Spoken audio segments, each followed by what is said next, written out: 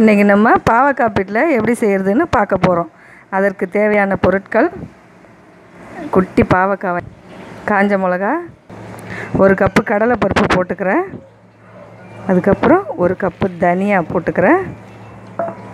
இது எல்லாத்தையும் இப்போ நம்ம வறுக்க போகிறோம். இப்போது கொஞ்சோண்டு எண்ணெய் விட்டுக்கிறேன் வறுக்கிறதுக்கு.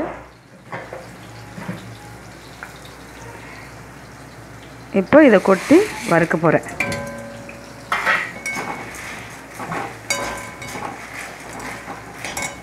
பொடி வறுக்கிறேன். அதில் கொஞ்சம் மஞ்சப்பொடி போட்டுக்கணும். போட்டுட்டு வறுக்கணும். இது பொன்னிறமாக வறுக்கணும். இதை நான் வறுத்துக்கிட்டு இருக்கேன். இதை வறுக்கிறதுக்குள்ளே அந்த நம்ம நறுக்கி வச்சுருக்கிற பாவக்காயை கொஞ்சம் எண்ணெயை விட்டு கொஞ்சம் பொன்னிறமாக வதக்கிறேன். ஏன்னா அப்போ தான் கொஞ்சம் கசப்பு இல்லாமல் இருக்கும். அதுக்காக கொஞ்சம் இப்போ வதக்கியாச்சு. இதை வறுத்தாச்சு. இந்த பொன்னிறமாக வந்த உடனே இதை நம்ம அரைக்கிறதுக்காக எடுத்து வச்சுக்கணும். இந்த புளியை ஒரு எலும்பிச்சம்பழம் சைஸு புளி எடுத்துட்டுருக்கேன். இப்போ இந்த புளியை நான் கரைக்க போகிறேன். இந்த புளியை இப்போ இந்த புளியை கரைச்சி இந்த நம்ம வதக்கி வச்சுருக்கிற பாவக்காயில் விடுறேன். கொதிக்கிறதுக்காக கொஞ்சம் தண்ணி விட்டு கொஞ்சம் புளியை கரைச்சி அதில் விடுறேன்.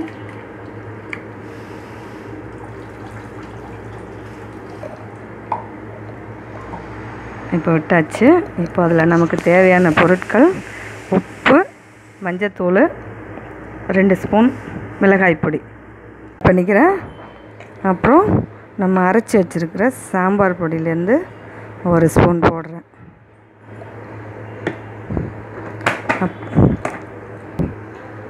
1 ஸ்பூன் உப்பு போடுறேன். வச்ச இந்த தனியா, காஞ்ச மிளகா, கடலைப்பருப்பு இந்த வறுத்து வச்சதை இப்போ நான் இதில் போட்டு அரைக்க போகிறேன். இப்போது கொஞ்சம் தேங்காய் எடுத்து வச்சுருக்கேன். இந்த தேங்காயும் இதில் ஆட் பண்ணிக்க போகிறேன். கொஞ்சம் தண்ணியும் ஆட் பண்ணிக்கோங்க அரைக்கிறதுக்கு.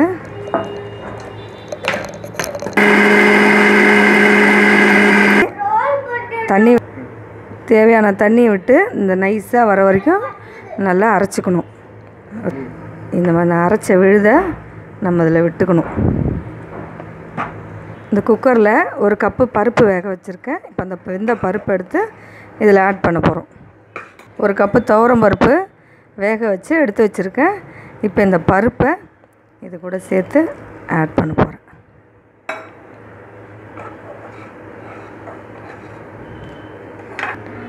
ஒரு கரண்டி தாளிக்கிறதுக்காக தேங்காய் எண்ணெய் விடுறேன்.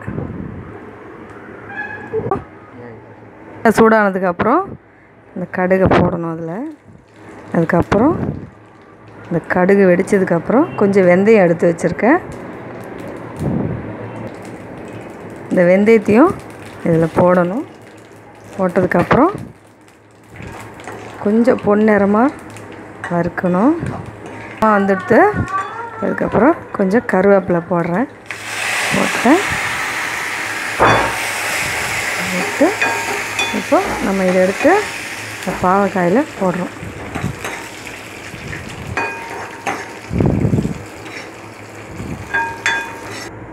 இப்போது சுவையான பாவக்காய் பிட்டில் ரெடி. இந்த வீடியோ உங்களுக்கு பிடிச்சிருந்ததுன்னா லைக் பண்ணுங்கள், ஷேர் பண்ணுங்கள், சப்ஸ்கிரைப் பண்ணுங்கள்.